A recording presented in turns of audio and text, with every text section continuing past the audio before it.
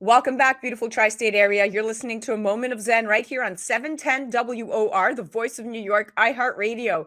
I'm your host, Zen Sams. Up in just a few minutes in our entertainment and pop culture segment brought to you by Romulus Entertainment, we're featuring the awesome Constantine Maroulis, an American actor and rock singer, currently starring as Alan Freed on Off-Broadway's Rock and Roll Man, the original musical about a musical original. For those unfamiliar, Constantine was the sixth place finalist on the fourth season of American Idol and went on to receive a nomination for a Tony Award for Best Performance by a Leading Actor in a Musical for his role in Rock of Ages. His work on Broadway and on tour includes Jekyll and Hyde. In addition to his appearances on TV and in movies, his onstage credits include The Wedding Singer, Rent, Rocktopia, Jacques Brel, Jesus Christ Superstar, Evita, The Toxic Avenger, Friend Art, and Postmodern Jukebox. Today, he's here to chat Broadway, career, summertime in the city, and Rock and Roll Man, the musical. Broadway is widely regarded as the pinnacle of live theater in the United States and often represents the epitome of theatrical excellence. It has a long storied history dating back to the mid 19th century. It's been the birthplace of numerous iconic productions, including classic musicals like West Side Story, The Phantom of the Opera, and Hamilton. Broadway's rich legacy and cultural significance have contributed to its enduring appeal. It is a major tourist attraction, drawing visitors from all around the world. The allure of seeing a Broadway show while visiting New York City adds to the very excitement. Welcoming now to the show is the incredible Constantine Maroulis. Welcome to the show, superstar. Hello. Wow, what an intro there. I always give the red carpet to celebrities like you. Thank you for having me, Zen. This is great. Absolutely. Congratulations on this amazing part, brother. What an incredible production you are now part of. So let's jump right into it. Broadway, as we know, is a major tourist attraction, drawing in visitors from around the world. Opening night for you is June 21st, as you are playing Alan Freed in Rock and Roll Man. Talk to me about why this role is so perfect for you and how you booked the part. Thank you. Yeah, I got to tell you, being a part of a great show in New York this time of year, people are everywhere. There's excitement all over Broadway, all over off-Broadway. This part jumped out at me because Alan Freed was a disruptor. He was at the forefront of the battle against race in music. You know, no one was elevating these amazing Black artists at the time. They would not play their records on the radio. There was segregation. You know, there was no mixing of audiences. And Alan Freed stepped up and said, you know what? I believe in these artists. I'm going to play these songs. I know what the consequences are. And he did so. And he paid the ultimate price. He was dead by 43. He drank himself to death. He led this insane life for some, 15, 20 years. He was a complicated man. Dealt with alcoholism, depression, and whatnot. But what he did for these artists and the friendships he made and the legacy that he built is what we celebrate in the show. The great artists like Little Richard, Laverne Baker, Chuck Berry, Bo Diddley, the Coasters, the Moonglows, these amazing acts. His relationship with Leo Mintz, who he collaborated with from Cleveland originally, where he coined the phrase rock and roll before anyone and popularized the music form as we know it today. He was inducted. You are perfect for this. This is you now. And when you go back to your point, I know I'm very familiar being on the radio who Alan Freed was. I mean, to your point, a very influential figure in the early days of rock and roll music.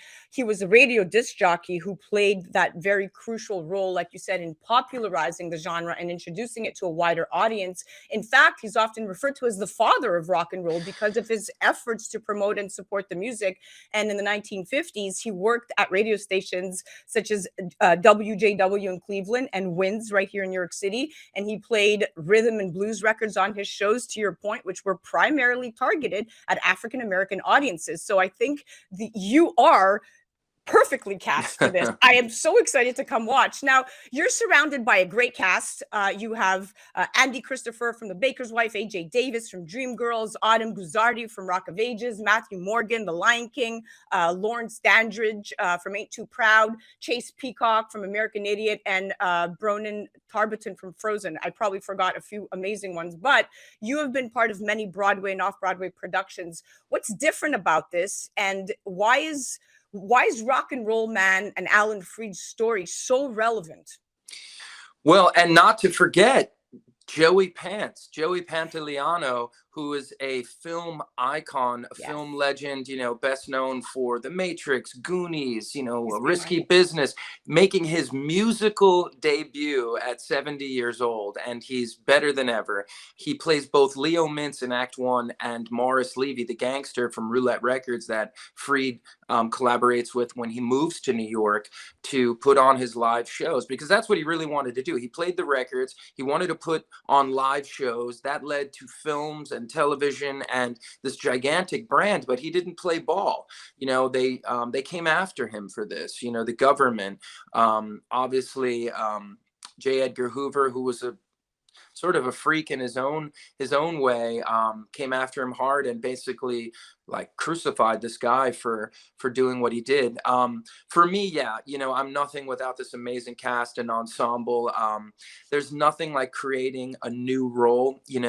Funny enough, 15 summers ago, I began a little show called Rock of Ages at this very theater, and then took it to Broadway, then took it all around the world, and it's one of the most iconic titles in the contemporary musical theater now. It's done all over the world. It's done at JCCs and high schools, it's in colleges and dozens of different languages. So if I can have a fraction of that success with Rock and Roll Man, I'd be very pleased. But yes, we have a great cast. We celebrate the great catalog of the era of the great 50s, but woven in is an original score, which no one's really done before. We've had jukebox musicals, we've had catalog shows. Certainly Rock of Ages was something that broke the mold what a show could be with existing catalog, but this is a show that weaves in original material, because Alan Freed wasn't a singer, and that sort of allows me to kind of be within the bubble of the show. The show takes place in a dream.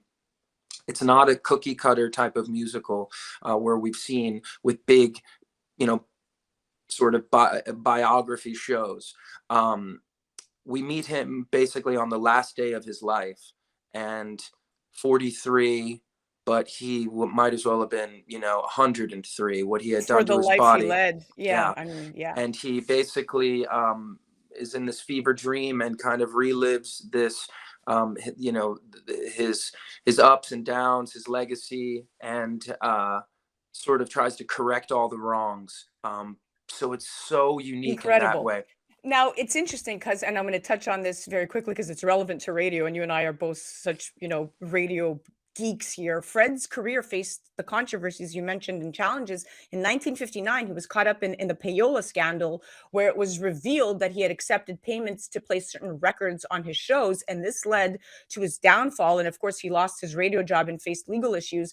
But despite the controversy, I mean, to your point, his contributions to rock and roll music can not be overlooked, and his work definitely helped popularize the genre and pave the way for its cultural significance and, of course, the global impact. Now, you are a graduate of the prestigious Boston Conservatory at Berklee College of Music and trained as an acting apprentice at Williamstown. Congratulations.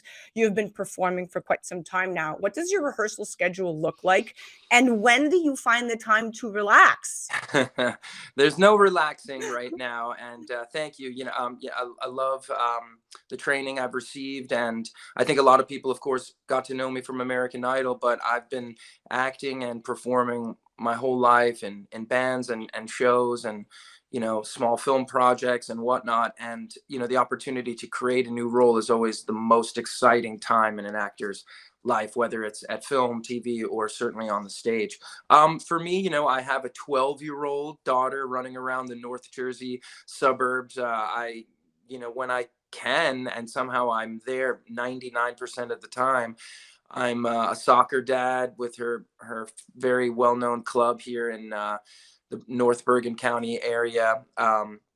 Torpedoes. She's a big soccer kid and plays tennis and dances, and she's a high honor roll student in Wyckoff, and I'm very proud of her. So that helps me relax, sort of connecting with her and my family. I love baseball, and I love watching my Yankees.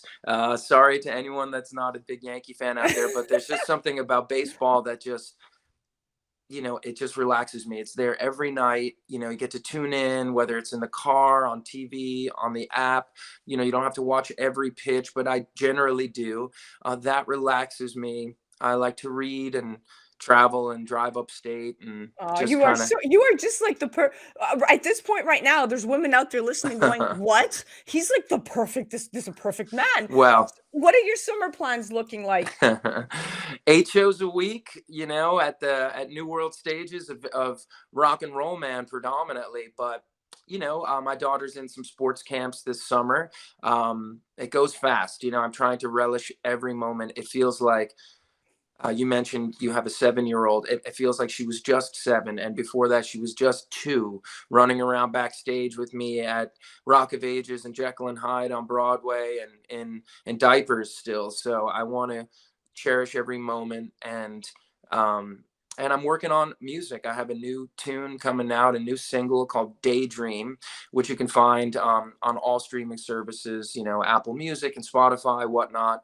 You can always go to my website, constantinemouroulis.com, for all the updates. But I'm doing some tour dates on off nights, but You mainly. are busy. I mean, how do you what's the hardest thing at this point? This is a perfect question. What's the hardest thing about balancing fatherhood and your career? I mean, there must be some challenges there because you have a very full schedule. Sure, her mother and I, we co-parent to the best of our ability, successfully. We've gone through a lot of ups and downs over the years, but she's a great mom, and I'm appreciative of her.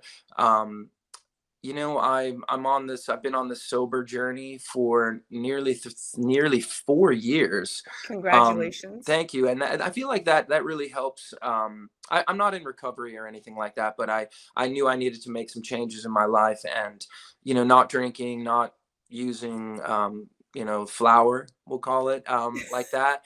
I For me, was a good choice. I've never been happier. I think I was probably dealing with some sadness and whatnot. And I'm just, We all are we have all been do. there. Yeah, for Yeah. sure. Yeah. And I feel more motivated than ever. I get up, and I've been trying to, work out a lot more. And I just try to each day do productive things, whether it's with my family or with work.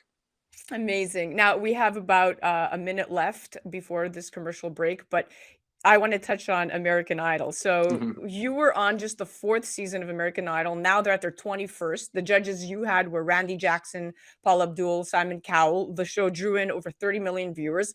Since then, American Idol has gone on to launch many careers. Carrie Underwood, Kelly Clarkson, Chris Daughtry, Adam Lambert, Jennifer Hudson. That's just some of them, right? Did American Idol pave the way for you? And do you think the show is still popular with the younger generations? Yeah, I mean, I was there with Carrie Underwood, and it was clear that she was just born to be the American Idol. So for me, it was just about, look, I had graduated a prestigious school. I had toured in the Broadway show Rent. I had a band at the time. It was just about, what am I going to do with this opportunity? So much was changing at the time. The digital age was coming in with iTunes, and the show was so big and it had gotten so massive. Um, okay, I'm not going to win the show. What am I going to do with this opportunity? I have all this training. I have experience. I'm not a little kid. I was 29, turning 30 years old at the time. And I had a lot of experience. So for me, I developed a television series with Kelsey Grammer at ABC. My first experience with having this massive opportunity, and seeing it not really come all the way to the finish line. Yeah. Okay, so next, then I jumped on to a soap opera for a while. I was in The Wedding Singer on the Broadway before Rock of Ages and all of that. I was developing Rock of Ages with the creators. I had met them up at CAA in one of my exit meetings back in the day. So, it's just about, like, next, who's next, So you what's next. leverage those opportunities into Sure. the bigger and better in the next stage, and you are where you are today. And with that, we are out of time. In one sentence, what is your advice to your younger self? Just listen and do the work. Be kind to everyone. You never know who that person next to you is going to be one day, and just work hard, man. You are amazing. Thank you so much for coming on. What an incredible interview. You just made my day. Thank you. Yeah, look for my new single Daydream coming out very soon. I will. We're definitely going to check you out. Guys, you definitely have to check out Constantine Maroulis. You could head to his website at constantinemaroulis.com. Check him out on the gram at Constantine Maroulis. And remember, the combination of history, artistic excellence, cultural impact, and the unique experience of live theater continues to captivate audiences and make Broadway and off-Broadway an integral part of American entertainment. Opening night is June 21st. Definitely check out Constantine as Alan Freed in Rock and Roll Man. Visit rockandrollmanthemusical.com. That was our entertainment and pop culture segment brought to you by Romulus Entertainment. You're listening to A Moment of Zen right here on 710 WOR, the voice of New York, iHeartRadio. We'll be right back after this.